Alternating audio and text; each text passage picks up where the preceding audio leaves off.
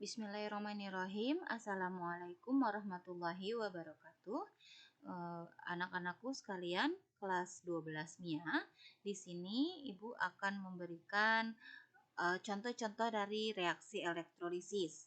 Pada pertemuan sebelumnya, Ibu sudah memberikan video penjelasan mengenai sel elektrolisis. Semoga video yang Ibu berikan bisa kalian pahami. Kalau nanti ada yang kurang paham, kalian bisa kita diskusikan melalui grup WA ataupun kalian bisa tanya langsung melalui kontak Ibu ya.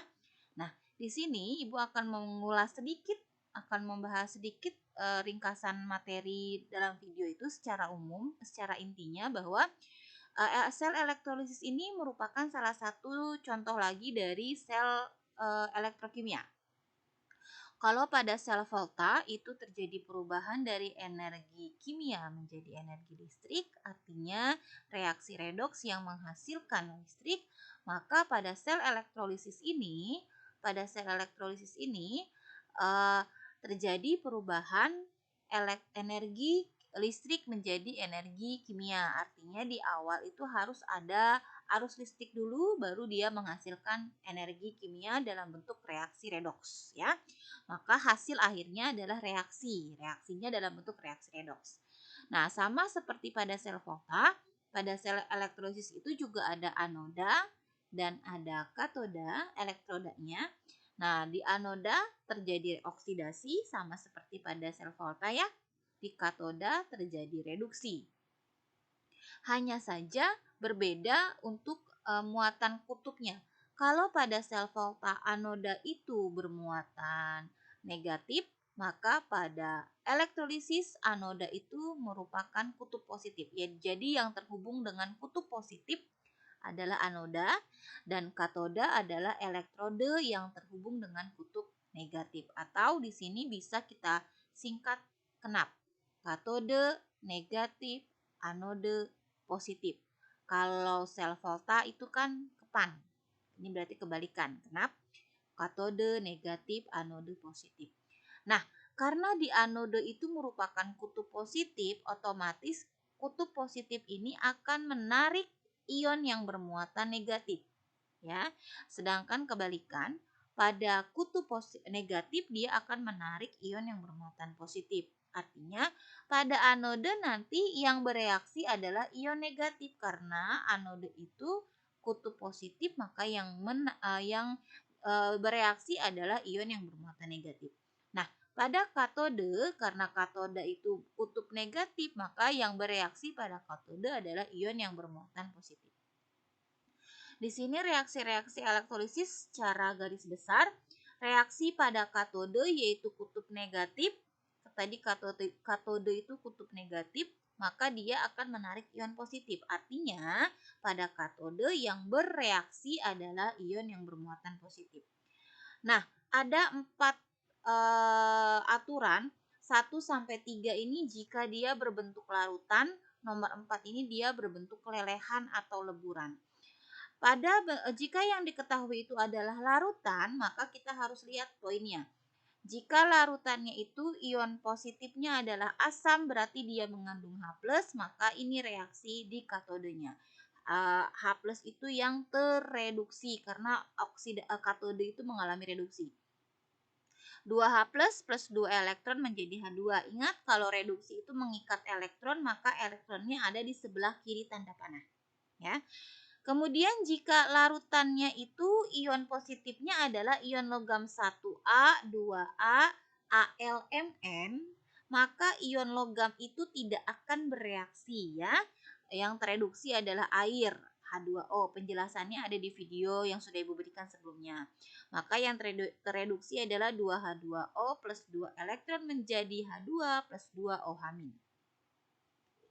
Nah, jika larutannya itu ion positifnya mengandung ion logam selain golongan 1A, 2A, 3A yaitu Al dan Mn, jika selain logam-logam ini berarti logam itu sendiri yang akan tereduksi yaitu menjadi Lx plus Xe- menjadi L. Jadi jumlah elektron ini akan sama dengan jumlah muatan dari logam itu. Ya. Ini untuk larutan. Nah, jika untuk lelehan atau leburan, lelehan ini berarti logamnya tidak dilarutkan dalam air tapi dipanaskan. Jadi tidak ada faktor air di situ ya. Logamnya itu sendiri langsung senyawanya langsung dipanaskan kemudian menjadi lelehan atau leburan. Jika lelehan atau leburan logam, maka yang tereduksi adalah logam itu sendiri. Jadi ketika dia bentuknya lelehan, maka aturan 1 sampai dengan 3 tidak berlaku. Langsung kita lihat aturan nomor 4. Apapun logamnya, mau logam 1A, 2A, otomatis logam itu yang akan tereduksi ya jika dia berbentuk lelehan atau leburan. Nah, reaksi pada anode kutub positif karena dia kutub positif maka akan menarik ion negatif. Apabila reaksi di anode kita harus lihat dulu elektrodenya ya. Ada elektrode inert, ada elektrode non inert. Inert itu tidak bereaksi. Berarti elektrodenya tidak ikut bereaksi, tidak berpengaruh dalam reaksi itu. Apa saja contohnya?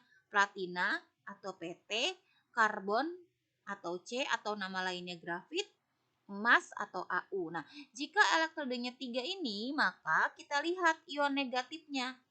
Jika larutannya ion negatifnya sisa asam oksi, contohnya NO3-, SO42-, PO43-. Ini apa sisa asam oksi? Jadi sisa asam yang mengandung oksigen. Sisa asam itu senyawa di sebelah H, misal HNO3, maka sisa asamnya adalah NO3-nya. H2SO4, maka sisa asamnya adalah SO4-nya. Nah, sisa asam oksi ini sisa asam yang mengandung oksigen. Karena ada sisa asam yang tidak mengandung oksigen. Misal HCl, maka sisa asamnya Cl. Nah, dia tidak mengandung oksigen, berarti bukan sisa asam oksi. Misalnya lagi HF ya, HF atau asam fluorida. Nah, maka sisa asamnya adalah F dan F itu tidak mengandung asam oksi, maka bukan sisa asam oksi. Jadi jika ion negatifnya adalah sisa asam oksi, misalnya NO3, SO4, PO4 dan seterusnya, maka yang teroksidasi, ingat di anode itu mengalami oksidasi adalah air.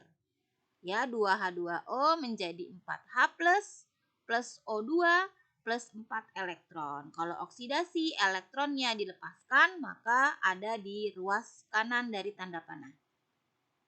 Larutan mengandung ion halida. Ion halida itu asal katanya dari halogen. Apa saja berarti F-, Cl-, Br-, I- atau digantikan atau dilambangkan dengan X-, maka yang mengalami reaksi adalah halidanya atau halogennya, yaitu membentuk 2X- menjadi X2 plus 2E. Apapun di sini X-nya, misalnya X-nya adalah F, berarti 2F- menjadi F2 plus 2 elektron. Nah, jika larutan mengandung ion OH-, artinya kalau OH- dia apa tandanya? Tandanya dia adalah senyawaan basa. Ya, jika ada ion OH- di belakangnya, maka yang tereduksi adalah OH-nya 4 OH- menjadi 2H2O plus O2 plus 4 elektron. Nah, jika elektrodanya non inert atau tidak inert, maka dikatakan bereaksi. Artinya bahwa yang bereaksi itu elektrodanya, maka ion negatif yang lainnya kalah dengan elektrodanya. Sehingga yang bereaksi itu elektrodanya sendiri. Jadi aturan 1 sampai dengan 3 tidak berlaku, tapi yang bereaksi itu adalah logamnya sendiri, yaitu dilambangkan dengan L menjadi Lx plus X elektron. Jadi jumlah elektron sesuai dengan jumlah muatannya. Ya. Contoh misalnya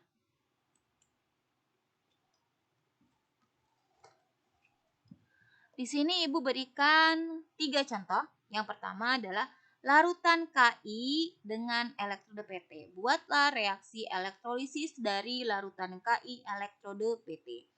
Larutan Ki elektrode PT. Langkah pertama, kita harus bikin reaksi ionisasi terlebih dahulu. Materi kelas 10 ya, ionisasi. Ya. Ki terurai menjadi K plus I min. Ya, kenapa K plus I min? Karena K ini muatannya plus 1, I itu muatannya negatif 1. Kemudian, nah seperti yang disebutkan sebelumnya, pada slide sebelumnya, bahwa kutub positif anode itu menarik ion positif, katode menarik ion positif, anode menarik ion negatif, ya. Katode menarik ion positif, anode menarik ion negatif. Maka K positif, ya, karena positif maka dia akan bereaksi di katode yang merupakan kutub negatif. Ini di sebelahnya yang tulisan merah ini adalah wujudnya atau fasenya, aki, aki, ya, aqueous. Nah, I negatif di sini kemudian akan bereaksi di anode atau di kutub positif. Ya, berarti katode kita lihat K plusnya, anode kita lihat I min. Lalu bagaimana reaksinya di katode? Nah, kita lihat katodenya K. Nah, K itu pertama yang kita lihat adalah dia larutan atau leburan. Larutan. Oke, kalau larutan berarti berlaku aturan 1, 2, 3. Ya, maka tidak berlaku aturan yang nomor 4. Ya. Pertama, jika larutan di katode, larutan berarti lihat 1, 2, 3, yang nomor 4 tidak berlaku. Oke, lalu kita lihat. K plus, K ini adalah golongan 1A. Ya, ingat golongan 1A apa saja? H tidak berlaku ya, tidak ikut. Li, Na, K, Rb, Cs, Fr itu adalah golongan 1A. Nanti dicek lagi ya. Maka karena dia golongan 1A, maka berlaku aturan yang nomor 1. Oh ini, berlaku aturan nomor 2. Larutan dari ion logam 1A, 2A, AlMn yang tereduksi adalah air. Ini. Maka pada katode yang tereduksi itu adalah air dengan mengikuti aturan nomor 2. Karena logam yang bereaksi di katode adalah K. Sedangkan K itu golongan 1A. Jadi K-nya tidak bereaksi tapi yang bereaksi air. 2H2OL liquid ini L plus 2 elektron menjadi H2 gas karena H2 itu hidrogen bentuknya gas plus 2 OH- aqueous. Jadi kalau dia bentuknya campuran atau ion pasti aqueous. Ya. Nah, berarti di katode yang bereaksi adalah air yaitu yang aturan nomor 2. Ya. Kemudian untuk anode, kalau anode kita lihat dulu elektrodanya. Untuk anode lihat elektrodanya. Oh, elektrodanya PT. Elektroda PT adalah inert. Ya, PT itu elektroda inert. Ya, seperti yang nomor ini. Elektroda inert. Berarti kalau elektroda inert lihat aturan 1, 2, 3. Aturan yang non inert jangan dilihat. Kemudian, ternyata karena elektrode PT inert, nah I ini apa? I ini ternyata halida. Ya, I itu halida, maka kita lihat aturan yang nomor 2. Larutan mengandung ion halida FCl-BrI. Tadi mengandung IO berarti dia halida. Maka yang bereaksi 2X- menjadi X2 plus 2 elektron. Ya, maka di sini di anode yang bereaksi 2I negatif aki menjadi I2 gas plus 2 elektron. Ya. Nah, kemudian ini elektron ini di ruas kiri dan di ruas kanan harus sama. Nanti kenapa? Agar bisa kita coret. Ini sudah sama, maka tinggal kita coret. Sehingga reaksi sel di ionnya, reaksi ion di selnya, maksud reaksi sel ini reaksi ionnya adalah kita gabung ruas kiri 2H2OL plus 2I- menjadi H2 plus 2OH- plus I2, sisa yang di ruas kanan. Di ruas kiri tersisa 2H2O dan 2I-, di ruas kanan tersisa H2 plus 2OH- plus I2. Reaksi ion ini kalau sampai sini sudah Ibu benarkan. Dalam beberapa narasumber itu cukup sampai sini saja. Tapi dalam beberapa buku yang lain juga dibuat reaksi total keseluruhannya. Bagaimana menentukan reaksi totalnya? Ini digabung dengan reaksi awal. Reaksi ionisasi awal itu kan Ki menjadi K plus I min.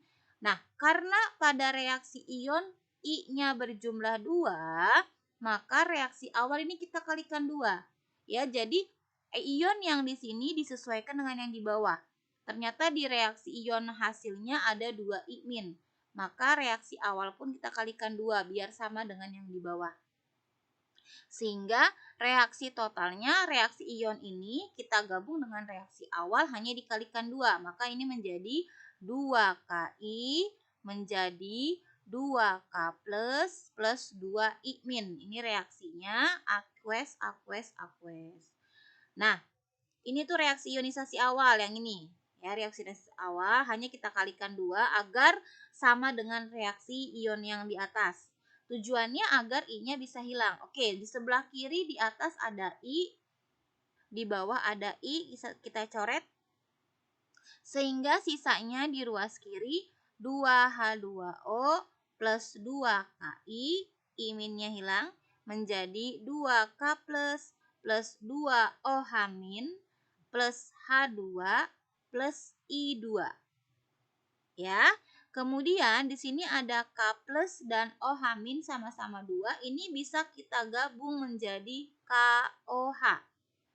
Bisa digabung menjadi KOH sehingga reaksi totalnya 2H2O plus 2Ki menjadi 2KOH plus H2 plus I2 ya. Nah, dalam beberapa buku reaksi akhirnya harus sampai sini. Tapi di beberapa buku juga cukup sampai sini. Kalian dari yang mana? Kalau kalian sudah mengejarkan sampai sini, jika Ibu anggap benar. Kalau kalian kesulitan mengerjakan yang bawah boleh tidak kalian lanjutkan. Ya, tapi ini diperlukan untuk apa? Kalau di soal-soal pilihan ganda terkadang reaksi akhirnya adalah ini. Tapi kalau kalian mengerjakan sampai sini, ya, Ibu sudah anggap benar, ya. Nah, ini yang nomor A.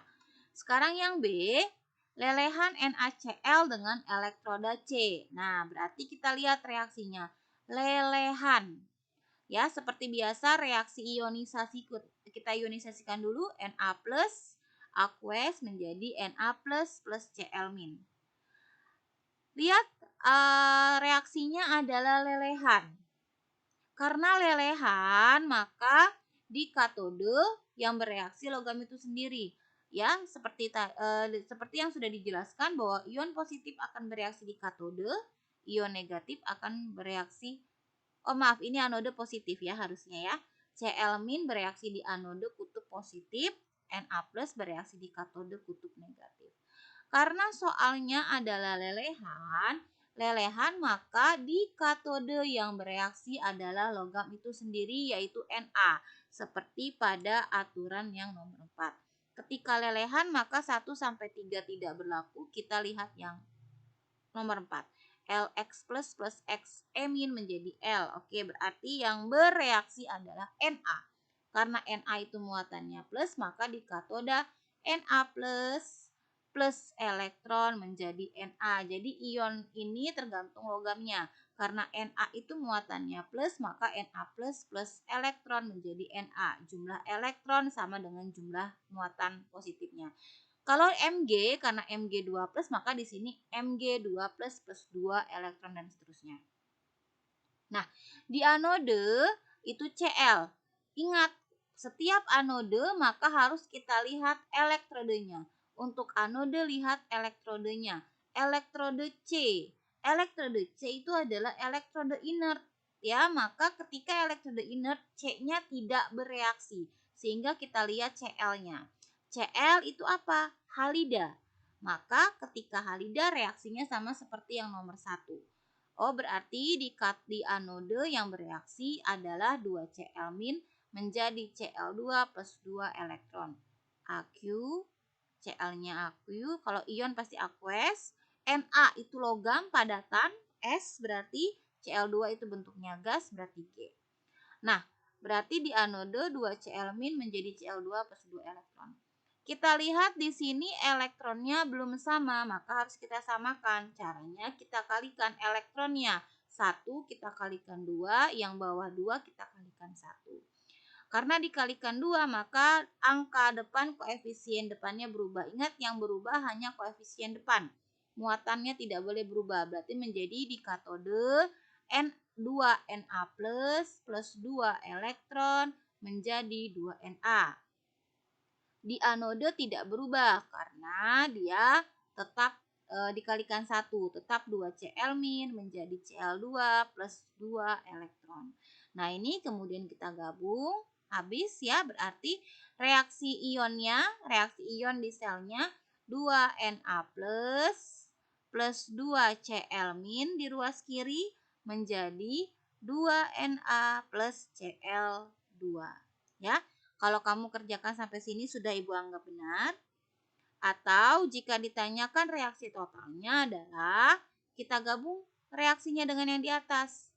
Nah, karena di sini Cl-nya Cl-nya juga dikalikan 2, maka mohon maaf, karena Cl-nya dikalikan 2, maka reaksi awal juga kita kalikan 2. Ini dari mana reaksinya? Dari sini. Ya, dari reaksi ionisasi awal. Hanya kita kalikan 2. 2NaCl plus 2Na plus 2Cl-. Kenapa dikalikan 2? Karena di atas sini Cl dan Na-nya berjumlah 2. Maka biar sama kita kalikan 2 reaksi awal. Kemudian ini ion di ruas kiri, atas ada Na plus Cl-, di bawah juga ada Na plus Cl-, maka bisa kita coret sehingga reaksi akhirnya 2NaCl menjadi 2Na plus Cl2. Ya, reaksi akhirnya. Nah, contoh yang ketiga adalah larutan CuSO4 dengan elektrode Ag. Ya, larutan CuSO4 dengan elektrode Ag. Reaksi ionisasinya CuSO4 kita uraikan Cu2 plus SO4 2-. SO4 itu muatannya 2-, maka biar berjumlah netral atau 0 pasti Cu-nya 2 plus. Ya. Kalau kamu tidak tahu muatan-muatan logam, silakan kamu buka lagi tabel ion positif, ion negatif, kation, anion.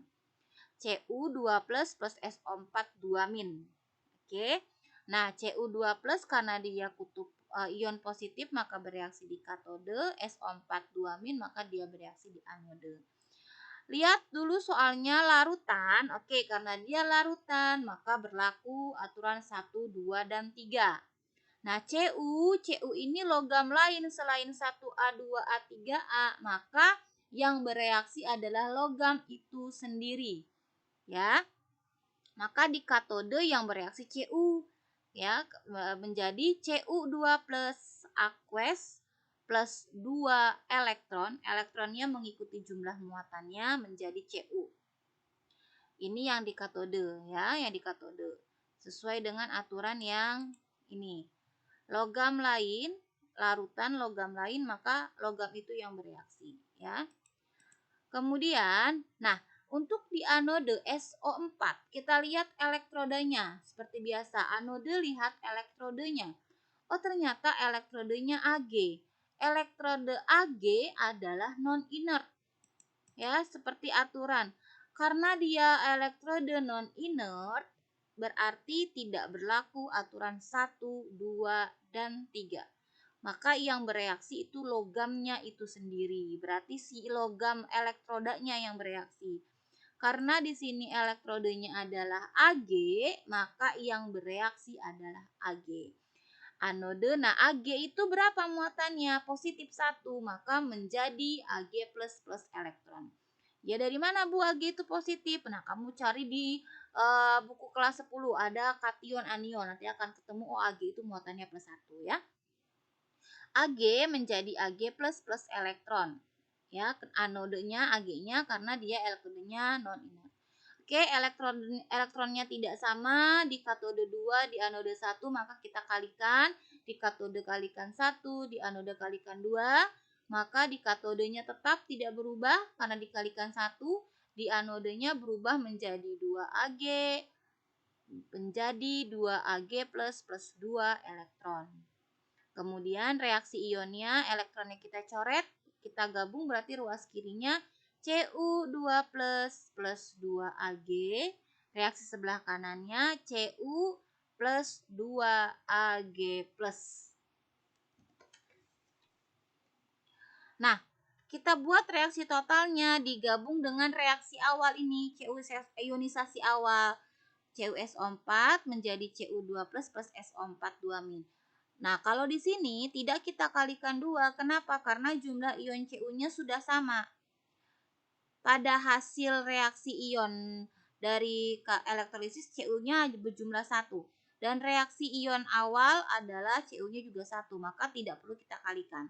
Ya, maka di sini nanti tinggal kita gabung Cu2 plusnya kita coret sehingga menjadi CuSO4 plus 2Ag menjadi Cu plus 2Ag plus SO4 2-. Nah, Ag plus SO4 2- ini bisa kita gabung menjadi Ag2SO4. Sehingga reaksinya menjadi CuSO4 plus 2Ag menjadi Cu plus Ag2SO4. CuSO4-nya aqueous, Ag-nya adalah S, Cu-nya adalah S, Ag2SO4 aqueous. Ya. Nah, ini adalah 3 contoh ya nak ya. A, B, C silakan kalian pelajari. Semoga bisa menambah pemahaman kalian. Nanti jika ada yang kurang paham bisa kalian tanyakan untuk latihan soal, nanti akan Ibu berikan pada pertemuan berikutnya. Terima kasih. Kurang lebihnya Ibu mohon maaf. Wabillahi taufiq wal hidayah. Wassalamualaikum warahmatullahi wabarakatuh.